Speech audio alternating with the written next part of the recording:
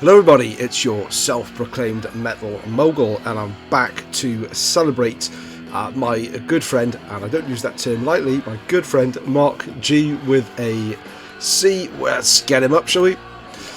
There he is, handsome chap, who is celebrating 2,000 subscribers with a giveaway. Absolutely phenomenal. I've been with Mark since he started his channel, and he has just gone from strength to strength. He's one of these guys that's just incredibly passionate about his music, and is really articulate in the way he describes it. He doesn't just hold something up and go, "I like this, I don't like this." A lot what I do, but he's able to explain exactly why he likes something and what's good and maybe what's not so good about the music that he likes. I've been lucky enough to get to know Mark really well over the last couple of years.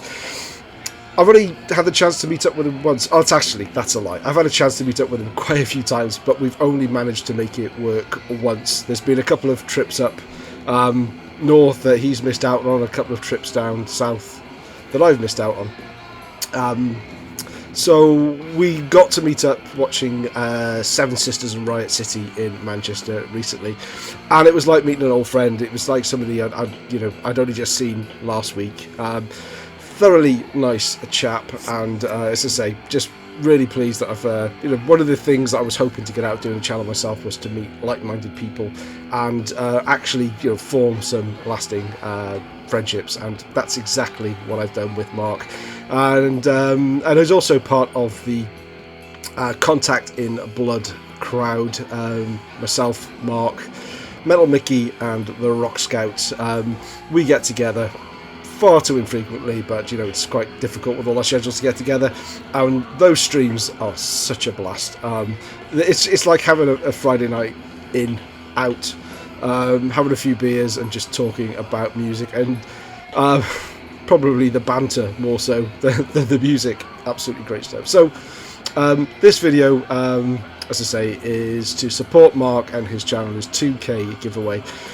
The contest is called See No Evil, Hear No Evil, Speak No Evil.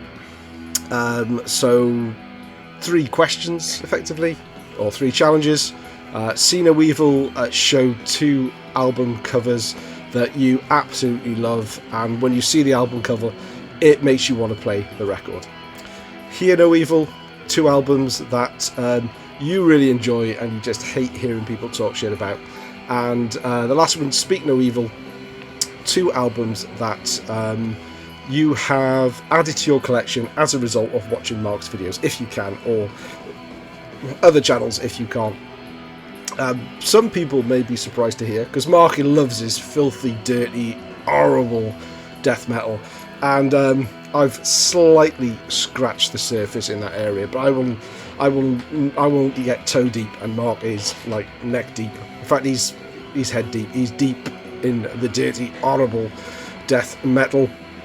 But even so, our paths, our tastes do cross over in certain areas, and he's recommended me more than 2, actually, or he's recommended more than 2 albums that I absolutely love and have added to my collection as a result, and we'll get to those in a bit. So let's say bye-bye to Mark at the moment, so I've got some room to show some shit, and let's get into it. So first off, See No Evil. Straight away I thought of these 2 albums. Both got fairly iconic covers, I think. There's probably no surprise that I'm showing Anthrax Spreading Disease.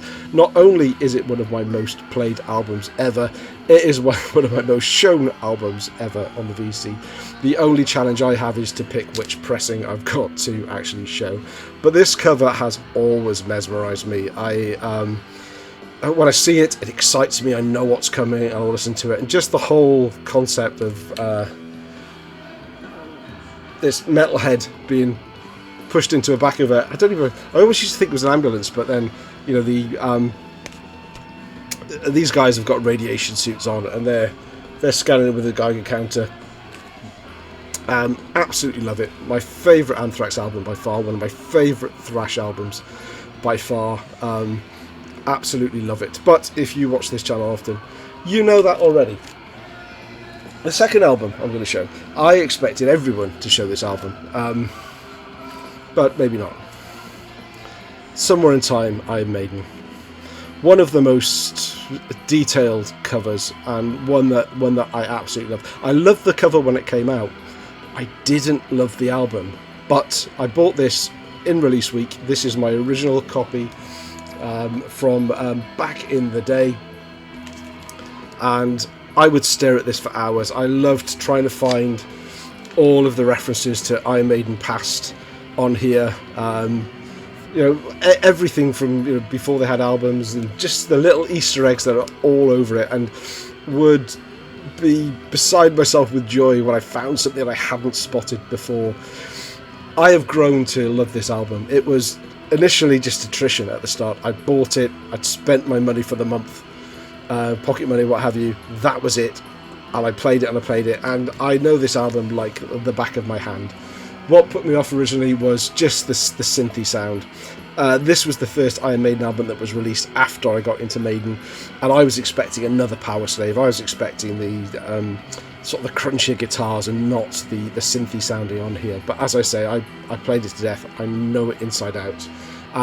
Recently went on the Somewhere, the recent tour that Iron Maiden did, and it was absolute joy to hear them play a number of songs off this album.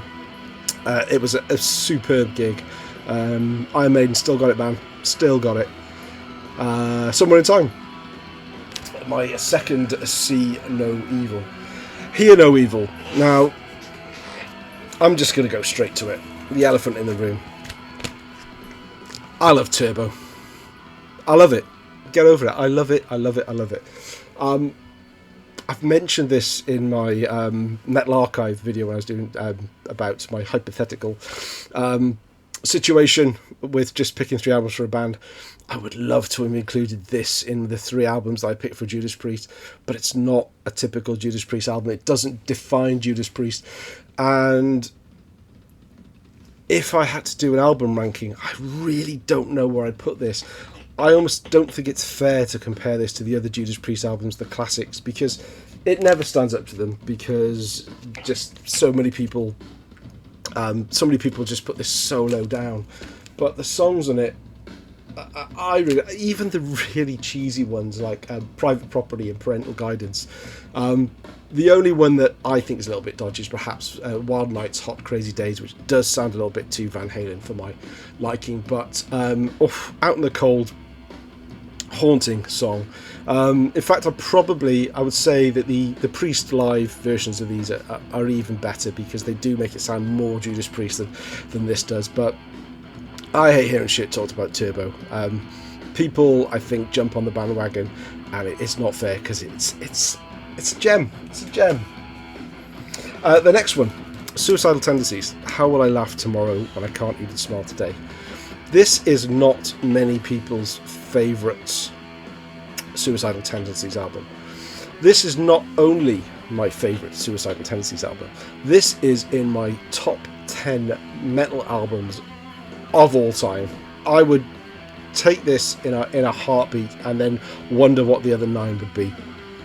That actually makes it sound like it's my favourite album of all time, which I don't know if I'm going that far, but I love it. Again, I got this the week it came out, and it was right place, right time for me. Now, so many people would say that maybe Lights, Camera, Action is their favourite album, or maybe even Join the Army, or maybe even one of the ones that came later. I've got a soft spot for the debut.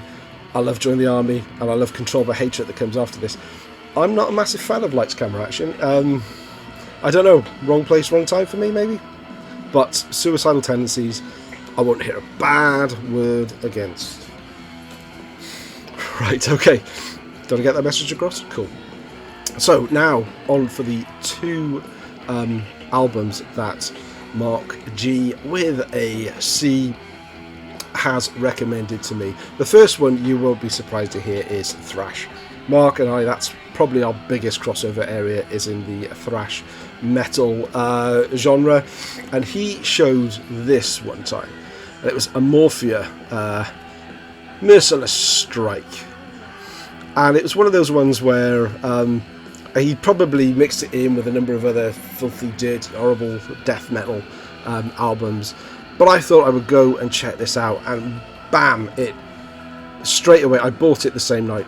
Now, Amorphia are an Indian thrash metal band. They've got 2, 3, maybe even more albums out. I don't feel the need to actually go and find out more albums from this band. I love this album so much, I don't want it to be spoiled by them having another album that's very samey or not as good. There's 8 tracks on here.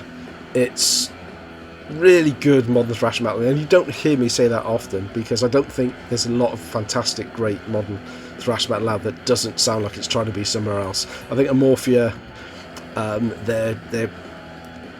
they've put their own spin on it, and I think it's fantastic. Great cover as well. I mean, the cover is a bit of a kind of a rip-off of a lot of late 80s thrash metal albums, but do check out Amorphia Merciless Strike if you haven't before.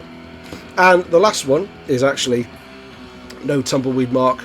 What is playing in the background? It's been a while since I played any background music, so it'd be interesting to see whether this gets past the copyright.